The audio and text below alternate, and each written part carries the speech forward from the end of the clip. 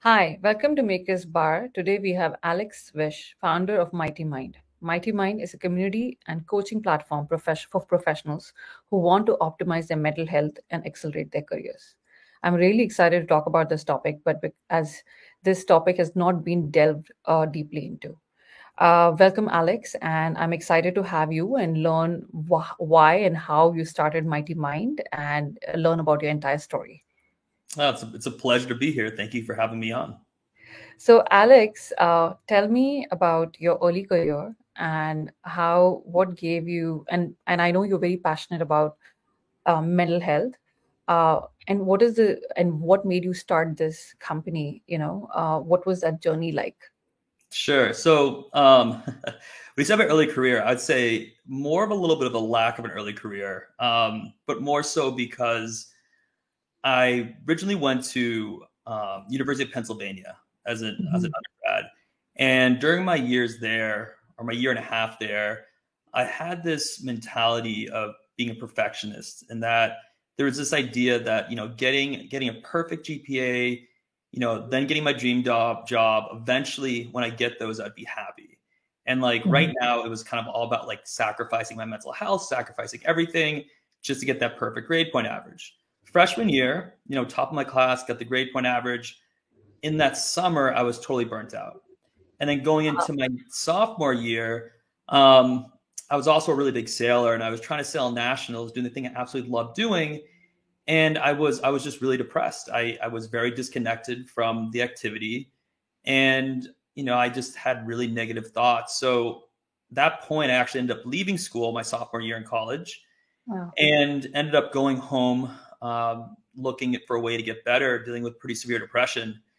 And for Wow. about 8 years of my life, battled with major depression. So I was unemployed for actually 8 years of my life, battling with major depression to the Wow. point where I was unemployed, ended up on disability, Uh-huh. didn't really have support.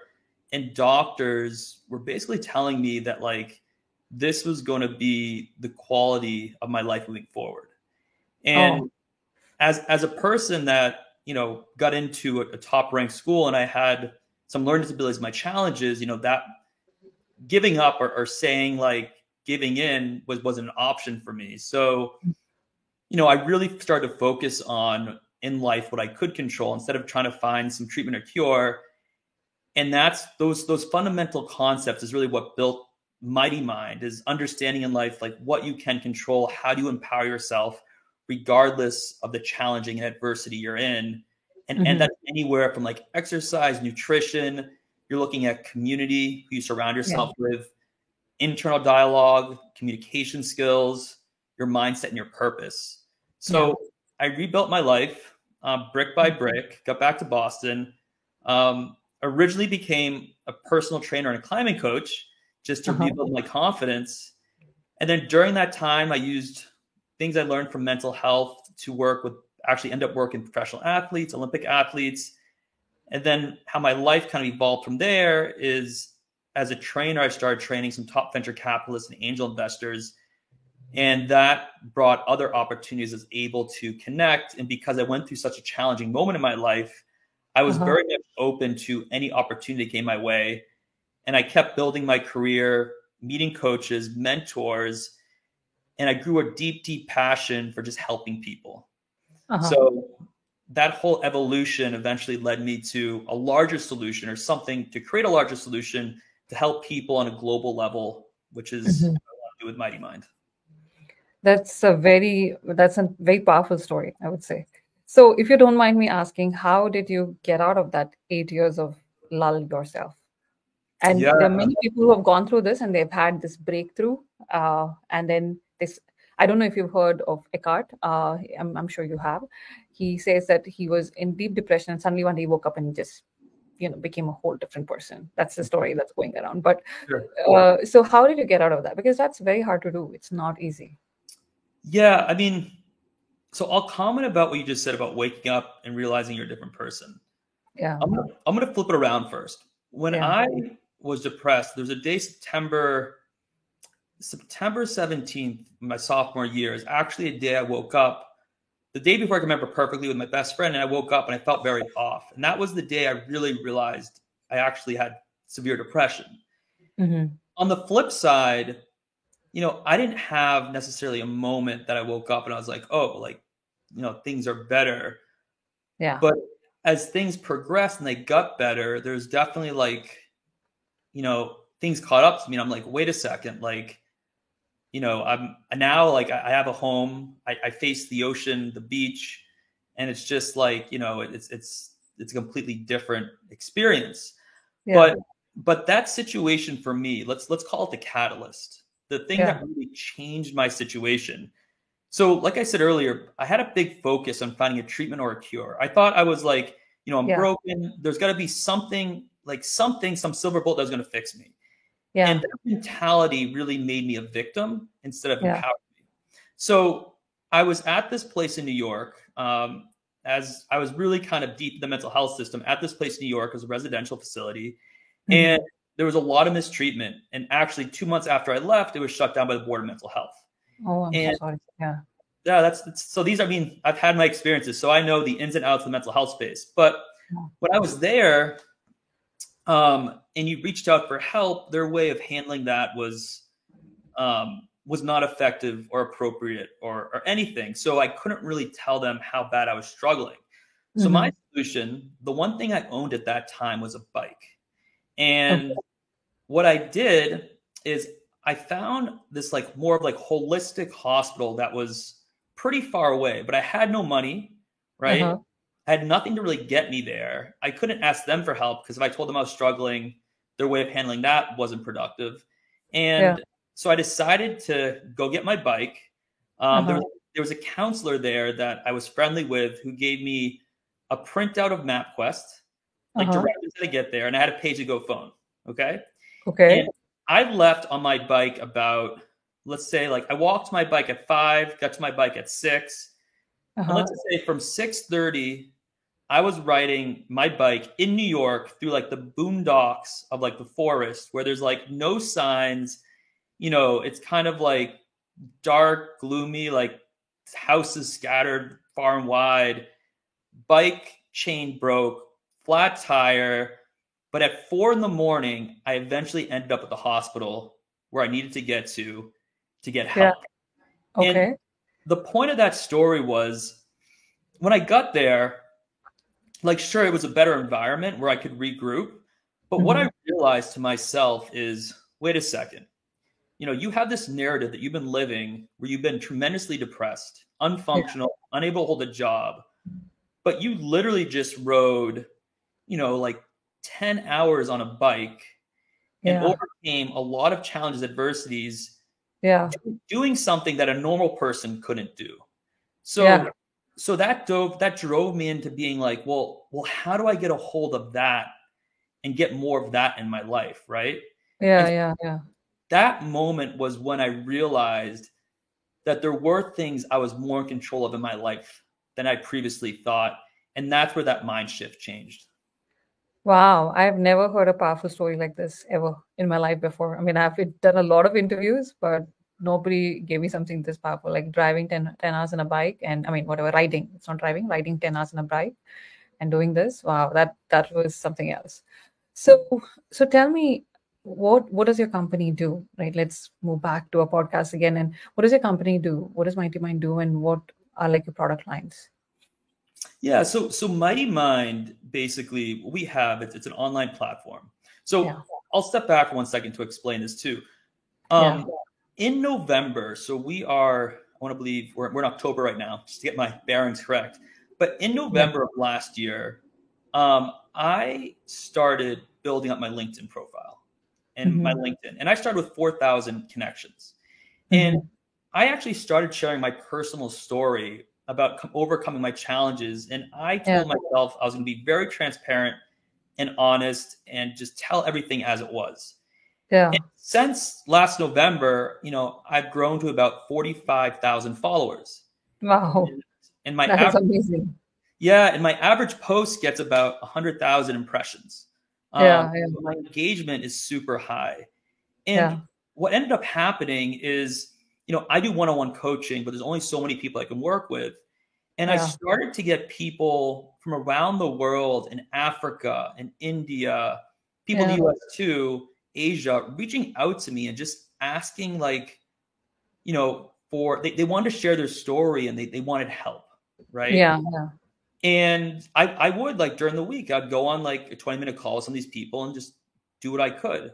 Yeah. Um, and there were even situations like in Africa, there was a woman that reached out to me, and she was actually reached out to me saying she was going to end her life. Oh. And I sent her a video, explained to her my challenges I went through and why life was worth living, Yeah. because where she was in Africa, there's no safety checks. There was no Yeah. support, right?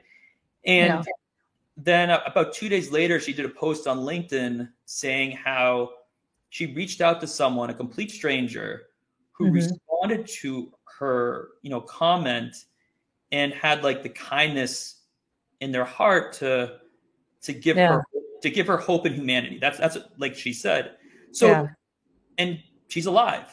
She's Yeah. alive and well. And through these experiences, I was like, there needs to be a larger solution. So Yeah. for me, Mighty Mind, right now we're very much a startup, and Yeah. it's a platform where me and my business partner, Matt Saverick, Mm-hmm. um, we're offering kind of like group coaching as Mm-hmm. one element of the platform, which we have a scalable aspect to it. But right now, we're trying to foster a really strong community and understand what people want and need. And then there's a large community aspect where people are holding each other accountable. There's morning check-ins. Yeah. There, Yeah. there's kind of like a weekly skill you're working on, around kind of professional growth and mental health. And we Mm-hmm. have Q&As during the week that people can come to. So we acknowledge that also with the whole loneliness epidemic, that Mm-hmm. community peer support is such a key part of the equation, along with having a mentor, a coach, or a peer offer guidance. Yeah. Yeah. So, okay, mental health is very vast, right? And I don't know the stats. What is it like? 70% of the people suffer in some form or the other, or even more.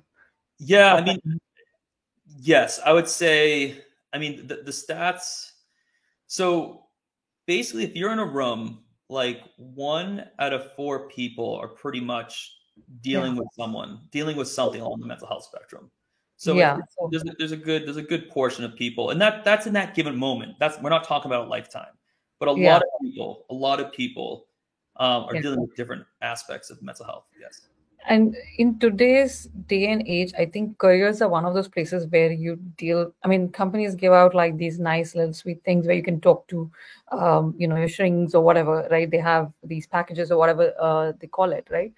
But I think in your careers is where you need a lot of focus on mental health as well. You're not 100%. getting you're not getting a promotion. You think like you're not good enough or something or the other. You're not seeing what you're lacking, or you're not seeing if this is really the thing for you. You know what I mean? So I feel like that's like a very interesting arena which a lot of people have not looked into, have not thought about, right? I've seen cases where somebody has not gotten what they wanted in their whatever in their professional life, and they are like breathing into a bag, right? Mhm. I have been there very early in my career as well, right? So now I'm a very different person, but I've been there in very early of my career as well. So when I looked at Mighty Mind, I was like, this is really interesting, right?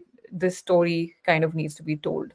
So what made you like focus on like the career aspect, or do you have like a broader vision as well, as you looked at Mighty Mind? And it is very broad, and it's very hard to I would say like pick a topic and say this is what I'm going to address, right? Because there are no proper medications, and you have faced it yourself. You told briefly in the interview, you're trying to find what is the right thing, so how did you pick this, like, careers and professionals, and why did you pick this, or how did you pick this? Yeah, so I'll give you a little background, and I'll give you kind of trajectory of where Mighty Mind's going and why Yeah, we kind of pick certain things. One, in the social media platform, yeah, my whole theory is focus on one avenue, master it, and then figure out other areas. And for me, yeah, I'm creating brand awareness, being an influencer too. I decided to double down on LinkedIn. I'm going to understand LinkedIn in and outs and have the biggest impact possible. So yeah, LinkedIn, fundamentally, it's professionals. So, I mean, that's the one thing people can relate to is professionals. yeah, So that was my audience, and that's who I'm marketing to right now. Right yeah, now, when we look at the group coaching piece, and as this gets built out, there's going to be like you can join different discussion groups where people are dealing with specific, like, certain things, or maybe there's like different demographics, and hmm, those are things we're looking at, like how do people best relate to each other, how do they feel most comfortable being around other individuals to talk and share, right? When we do our group coaching, the skills we talk about, we take it from a very simple concept, but then we build off to complexity. Okay. hmm, So I'll give you an example. Like, and I'll say this too, mental health to me is a spectrum, meaning yeah, on one end of the spectrum, you're very symptomatic, right? yeah, And you might be diagnosed with, a very symptomatic mental illness. yeah, On the other end of the spectrum, in my opinion, there's peak performance. It's hmm, like, because we think of like someone has amazing health or someone has poor health. It's the same thing with mental health. Like, someone could have amazing mental health where they're able to kind of have this peak performance level, hmm, or someone is, having certain aspects they're really struggling in. So when we hmm, do a group coaching, we can take any concept and dial it down to some fundamental basic elements and then hmm, build off it to hmm, show like how you can take that and evolve it to somebody who wants to apply it more specifically into like their professional career or to a higher performer. yeah, That makes sense to you? yeah, that makes sense. And okay, I think so. That's I understand, right? Like, but how do you put people from who are at different stages? How do Sure. you put into a particular framework? Or Yeah. it's kind of hard to do as well. No, it is. It is. And I'll say it's even harder. I mean, one thing we're looking at right now too is we're at an all-time high for layoffs, right? Yeah.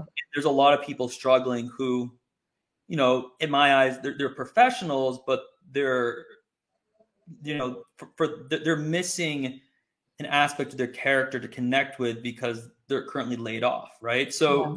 So that's a big avenue that we're currently looking at to address and help people.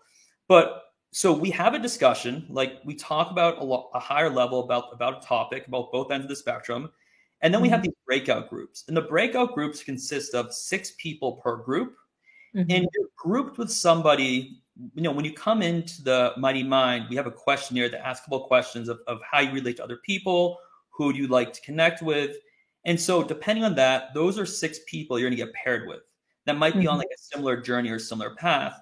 And that's mhm, going to be your discussion group that you're going to break off with and dive into, okay, like what's working. If we're talking about communication, like how are our communication skills, what's working in our life, what's not working, and like what's one thing we can focus on, each of us, that we can mhm. apply this week to get better. So it's those breakout rooms and that algorithm that's kind of Yeah, really. yeah. So obviously, this is you're trying to, like, you have like a great vision, and so you're trying to do something in the mental health space, and obviously, like, this is a very touchy topic, right? So, and it's very sensitive. So obviously, your company has to, like, think about some key values that you Yep. kind of represent, and people should not feel like, oh, this is another, there's so many services, you and I both know, right? So how do you, like, hold to that, and your personal experience itself, I think it's like a big platform, right? But how do you hold to having certain key values within, as you grow this company? Yeah, I mean, I think one of the things that we look at is I see myself, there's going to be a point where I'm going to be part of be part of the company, but not have such a major role as maybe like the one and only, coach that's coming in, right? Yeah. But I like to see us as, I'll say this, in the mental health space, when I was a patient, there was always a dynamic between I'm a patient, this is a treater, right? And there was this like hierarchy that's developed, right? When I was really in the system, I felt inferior in that concept. We're trying to create a place where people feel there's like shared egos. People feel like they're talking with like coaches and mentors, but also peers, people who've also gone through these challenges, right? You're I not see. just you're not just talking with somebody who went to school and is educated on a topic, which I think is very important, but it's a different dynamic, like coaching. So when you look at mental health, they say 20% of the mental health piece you should work with a trained professional, perhaps like a therapist, psychiatrist, but there's that rest 80% of the puzzle, and that's the 80% that we come in more as coaches, right? We're kind of having that forward, momentum, that forward approach, and we're getting people to ask them and create conversation to help them feel empowered because they're coming up with solutions to answer their problem. I see. So tell me, as you have gone through your complete journey, and you said like 8 years where you really suffered, and first of all, I don't wish that on anyone. And as you went through, you must have had, and as you're building companies, and I know you have other businesses as well, right? You're a serial entrepreneur. You must have had a lot of adversity and doubt, and in your case, probably even more than usual, right? And it must be very hard. Like I on a daily basis deal with adversity and doubt every day, I would say. So how did you overcome? Um, I'm going to throw a couple examples your way. yeah, So this is a great question. How do you overcome adversity, failure? yeah, I'm going to first share a quote that I go by heart. It's, I do not lose. Either I win or I learn. Okay. yeah, So I try removing the concept of failure from my vocabulary in general. And yeah, if I go through an experience and there is something that I can learn from it, anything, yeah, then to me, I see some degree of success. It's like maybe it's not as successful as a peer, but yeah, you're still not flat on the ground. You gained a step, right? You gained a yeah, step to knowledge. So that's the yeah, mentality I try to have. Now, look, I've in the world of hitting challenges, I got a concussion once, got depressed again, had to rebound from that. As an entrepreneur, I made a really big angel investment. My biggest angel investment to date, a lot of money, probably could have bought a very nice house, put into a company. The company went from no revenue to the pandemic doing over 100 million in revenue. And then they over leveraged themselves and went bankrupt. Right. Wow, that's a very good example. I was like, great. I'm going to make millions of dollars. This is going to be amazing. Nothing's going to go wrong. And then you think nothing's going to go wrong. You're like, I didn't hear about that until 4 months after it happened because I was a leading angel investor and the founder was so embarrassed. Yeah. Another issue, but you hit these upsets. Now, what the key point here is perspective. Okay. And I'll explain why. Yeah. My perspective is a little different than some people.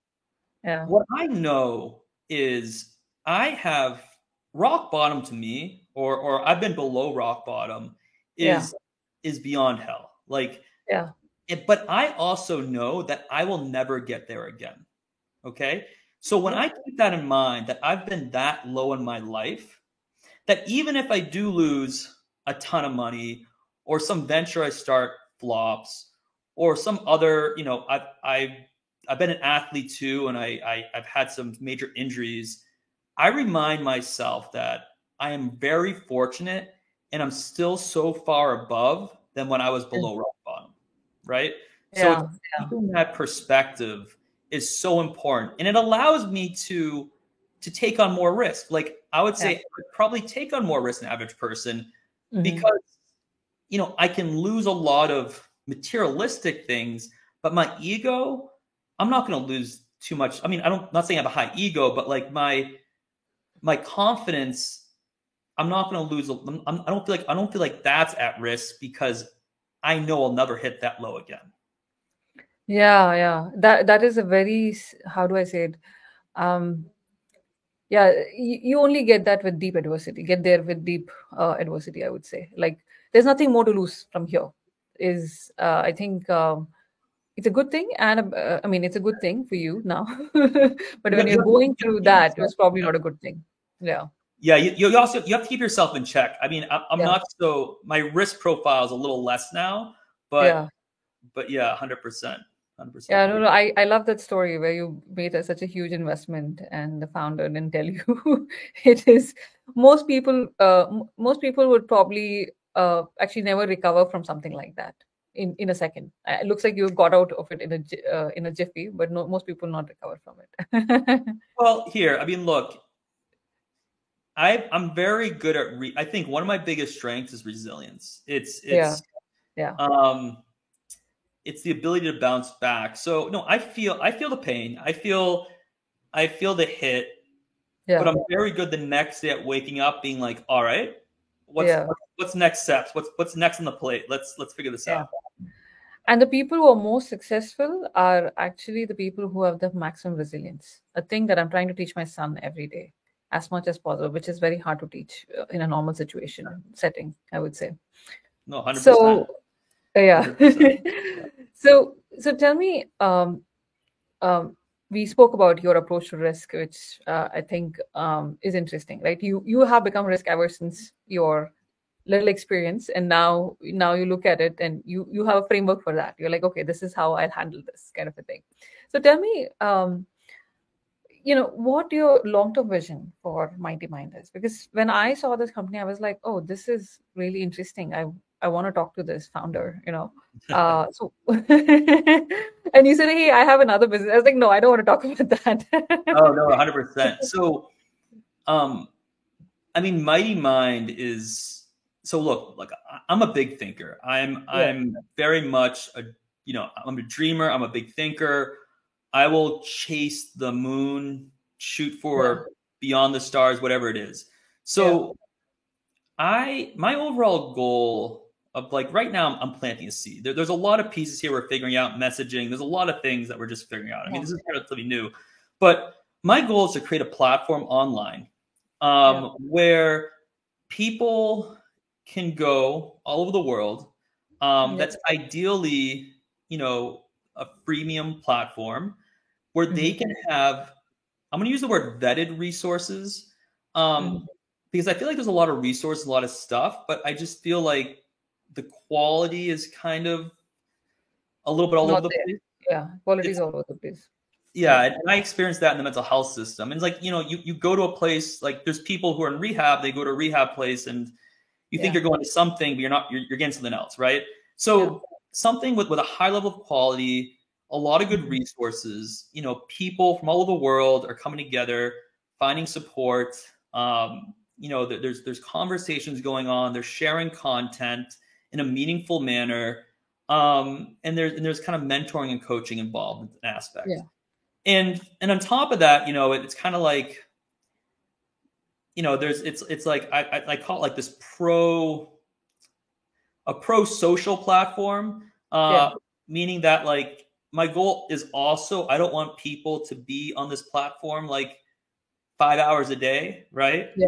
Yeah. So I think like you offer something good and quality and have good quality, but like you limit the amount people can actually use it to, because there's that balance between, even Yeah. if something is really beneficial, you need people to get off the computer, get outdoors, Amazing. be active, Yeah. and do things.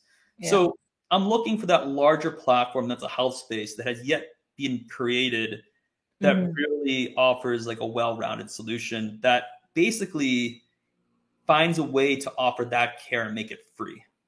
Yeah. Yeah. So, I think it's very novel, and the fact that you don't want people to sit on the platform is very, very novel, because most people would want them to sit on the platform. So I'll tell you like a personal story as to why I saw Mighty Mind and I was like very interested. So there's this app called Blind, and I don't know if you use it. I don't use it. I cannot sit on social media platforms. I'm one of those people who have no time to do it. So so I, if anything new comes, any new technology comes, I try it. Okay, I try, look at it, what people are doing, everything. I mean, I like to adopt technology very early on. So I got in and I'm seeing like it's like an anonymous app, and I'm seeing like a bunch of people who are signing in using their work email addresses, by the way, and talking about mental health and all kinds of things, which is, I mean, it's almost toxic to a point, okay? All kinds of things. And then you sit and think, oh my God, this is like such a collective issue for people who are working, and they're like writing anonymously over there. Right? And that's why when I saw Mighty Man, I was like, oh, this is really interesting. I want to talk and I want to bring the story out. So, anyways, so tell me your leadership style, and probably I think in your case it is University of Hard Knocks. So, but still, like you might have some kind of leadership style since you've achieved quite a bit from where you were to now, right? So, what would you say that is? So on the leadership style side, because I do have a couple different businesses, a couple qualities as a leader Yeah. that I look at is I'm a huge believer in one, really knowing your strengths Yeah. and doubling down your strengths. Because when you look at your strength and your strengths are the things that you can just grow the quickest, right? Yeah. So I'm all about delegating my weaknesses, and I create teams that Yeah. really do a good job of being very integrative, meaning that Mhm. like I have certain strength I bring to the table, and each person has their own strength they bring to the table, and Mhm. together we make like a whole collective Yeah. that can perform well, right? Yeah. So there's that one component. I'm very big when it comes to being upfront, transparent. I think Mm. there's a lot of toxicity in when people don't speak their mind. So I'm all about kind of like putting things out there, be open minded. If you have an idea, like if there's anyone I'm working with, like I have an assistant, I'm like, look, if you have any idea that we're working on, like share it. Mm. Like, because you Yeah. never know. It's people have different perspectives. So like kind of an Yeah. open sharing platform. And Mhm. a bad idea is an idea that's not shared in my perspective. Yeah. Um, but like for me, it's trying to create something where there's truly a shared appreciation, a shared amount of effort, a shared kind of like ownership and value in the project. Yeah. I'm one where when I go into a project, I also don't need to be like the sole 100% owner of a project. I'd rather Mhm. have people come in and really feel like, they have ownership in this project too. And Mhm. collectively, all of us kind of put all our energy to move this project forward. Yeah. So, I like the outsourcing your weakness part. I yeah. think that's very important. Yeah. And I'm guessing you probably know a lot of people don't know what their weaknesses are. And it is something that everybody needs to work on, I feel, and get to know what their weaknesses are. So tell me, I mean, tell me one thing. Is there a book or a mentor that has deeply influenced you? Or you said, since you were seeking help, was there someone who's helping, who basically influenced you there? Or, no, you don't see stories like this where you've suffered for 8 years and you suddenly come out, um, and then you start building businesses. That's a really good question. Yeah. Is there someone that really influenced me? I mean, I'm going to give you an honest answer. Um, I went through a lot of my stuff alone. I mean, the Yeah. honest truth is, I went through a lot of what I went through alone. Yeah. Now, and I managed to persevere, and really break down a lot of barriers to the point where like fine line between pushing towards something and insanity, kind of hitting that boundary between just keep pushing forward. Yeah. But Yeah. when I got out of my challenges, and there's I do want to mention, look, there was many people along the way I met that were key stepping stones in my story, key stepping Mhm. stones. Um, but later on, when it came to telling my story, I had a mentor and a coach. Mm-hmm. His name is Brian Cork. Mm-hmm. And he's the one where on LinkedIn right now, I do this whole holding up the sign and Mm-hmm. making a statement. And he's the one who he actually inspired me to do that. Oh, that's And amazing. yeah, and he was really supportive in me kind of leaning into my personal identity and my Mm-hmm. personal brand. So that was a Yeah. big thing. He unfortunately earlier this year passed away from cancer. Oh, Uh, I'm sorry to hear that. Yeah. yeah, no, it's okay. He was a really good guy, but I'll tell you, like he all the time he was battling cancer, like he didn't really mention it. He never let him hold him down, but he Yeah. just kept plugging away doing coaching, what he loved doing. Yeah. It's amazing. Yeah. Yeah. It's impossible to get that. I mean, yeah, it's not possible to do that for most humans. Oh, I I know. would say. So, Alex, was there any, I mean, if you were to like give somebody advice, somebody who's trying to start a company, what advice would you give them? And since you started multiple businesses, like what advice would you give a budding entrepreneur? Especially since the story that you have gone through is very, very special. Yeah. So, I mean, there's a lot of great pieces of advice. I'll Mhm. say someone's an entrepreneur.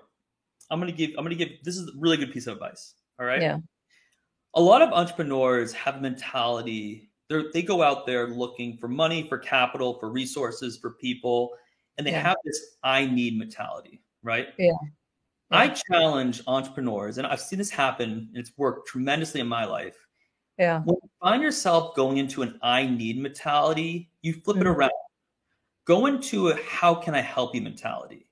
So Yeah. if you find someone that you think could be really influential in your life and be a game changer, instead of Mhm. going up to them saying, hey, like, can you do X, Y, and Z, or I need X, Y, and Z, go up to Yeah, them and say, hey, what are your three biggest pain points?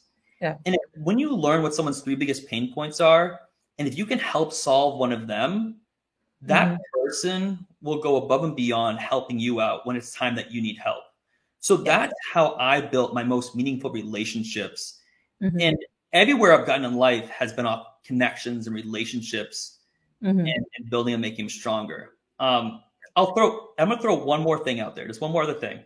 Yeah, sure. The last thing I'll just say out there too is being an entrepreneur, when you're networking, so that was a huge part for me. When you Yeah, walk into a room and you have 40 people around you that are also all entrepreneurs, think about what's going to make you stand out in yeah, your personal story and make sure yeah. you have something when that person leaves, they're going to remember you out of those 40 people. So those are my biggest game Two changing. things. Yeah, Yep. yeah. So this is one last question, and I promise you I won't bug you more. So as you were going through those 8 years, right, was there like a point where you saw something spiritually? You know what I mean? Which people don't talk about very often, but I think your experiences, and I don't talk about it in my podcast as well, but your experiences are not normal. So there must have been something which turned for you, or maybe not. I'm just curious, actually. Yeah. So, I mean, this is a great question. It's a spiritual question. Yeah, So on a spiritual and religious note, I'll mention.